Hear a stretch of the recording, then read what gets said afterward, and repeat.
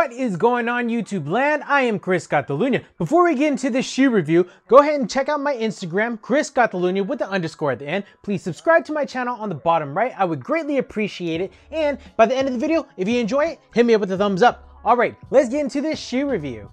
I was really lucky to come across this specific shoe on the sneaker apps when the restocks happened, and that happened a couple days ago. So the name of this shoe is the Air Jordan 1, the Rebel 20 or the Rebel XX, I'm not too sure of the name, but it is the Chicago colorway. And you should know why it's called the Chicago colorway. It definitely looks like the Air Jordan 1 Chicagos. So this specific shoe released on May 19th of 2018, and there are actually like 3 different colorways of this specific shoe. There's this one, there's the top 3, and then there's the olive pear. There are some more iterations of the Rebel shoe, but those don't really matter because those don't look as good. The Rebel's retail price was $145 USD.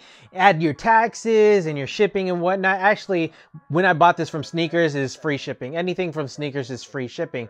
So I ended up paying about $154 to $156 for this shoe. Now, in stating that this shoe was $145, you can find this on the secondary market, say Greld or Goat or StockX, going for about $180 to about $200, just depending on the size. But it seems to be that the higher the size, the more money that you're gonna get. Now, I'm kind of confused at that price point of $145 because men's Jordans usually start at about $160. And looking at this shoe, this is a pretty quality shoe. This actually looks more quality than a lot of the shoes that we're releasing on the men's side this year. First impressions of the shoe, the leather just looks super quality, it's super tumbled, the laces are waxy laces. I just really don't know how this is at a $145 price point. And if you didn't know already, yes, this is a women's shoe. Luckily for me, I wear an 8.5 US or a 9, so I'm able to still fit into a women's shoes. They still offer my size in women's sizes. So if you're considering buying a women's shoe, whatever your shoe size is in a men's size, you would need to go up a size and a half, and that is not across the board. Adidas might be totally different, Vans might be totally different. For Nike, a size and a half. So if you're wearing a size 8.5, you're gonna be a size 10 women's. If you're wearing a 9, you're gonna be a 10.5 women's. All right, so let's get into the shoe. Now, the upper of this shoe, whether it be the lateral, the medial, or the heel of the shoe, it is mostly comprised of leather material, and you can see it's in that Chicago colorway where you have the red, you have the white, and the black swoosh. The leather work on the shoe just screams quality. Pressing on the shoe, it's extra buttery.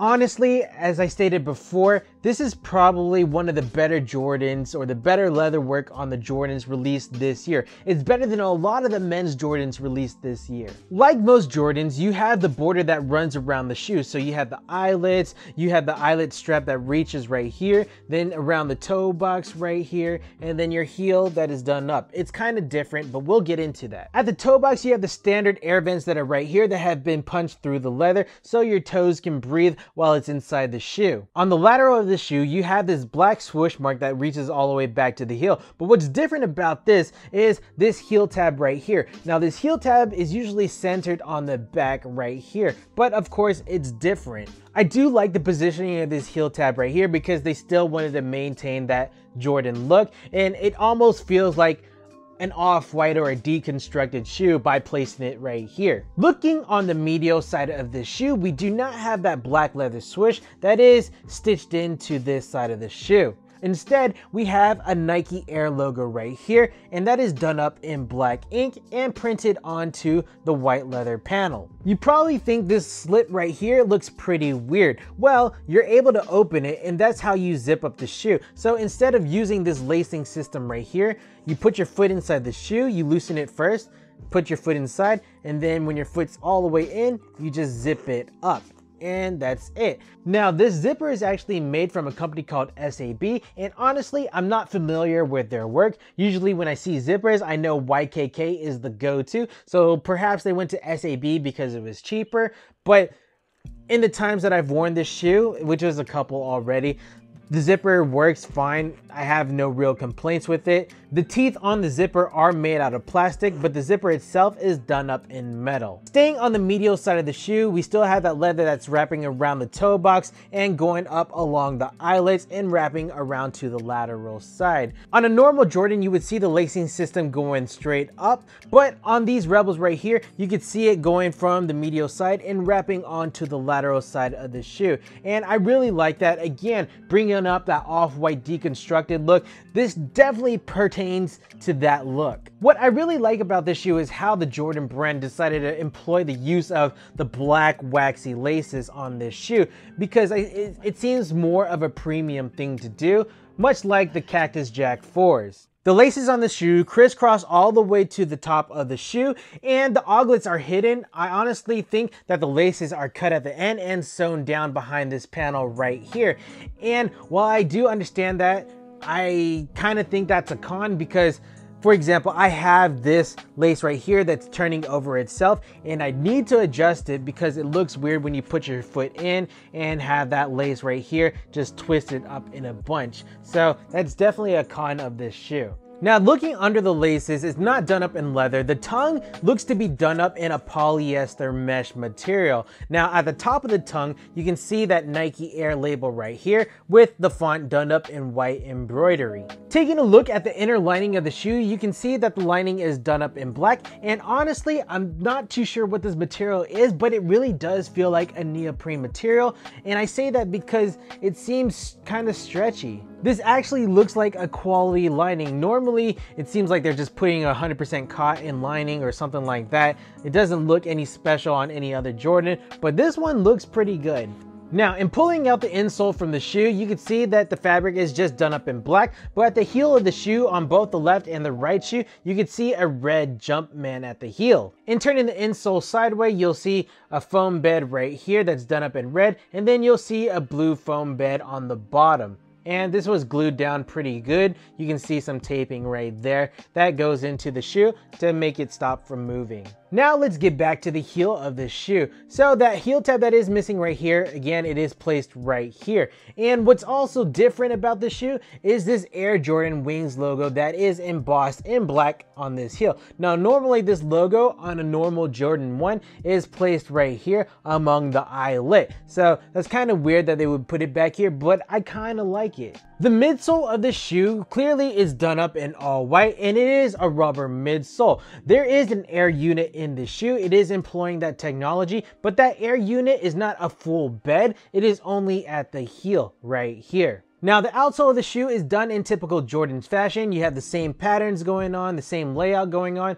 On this particular shoe, it's done up in red, and it looks pretty good. This is also done in a rubber material. No special technology in this specific sole or midsole. Let's talk about fitment on this shoe. Again, it is a women's shoe. So if you're a man or wearing a men's size shoe, you need to go a size and a half up.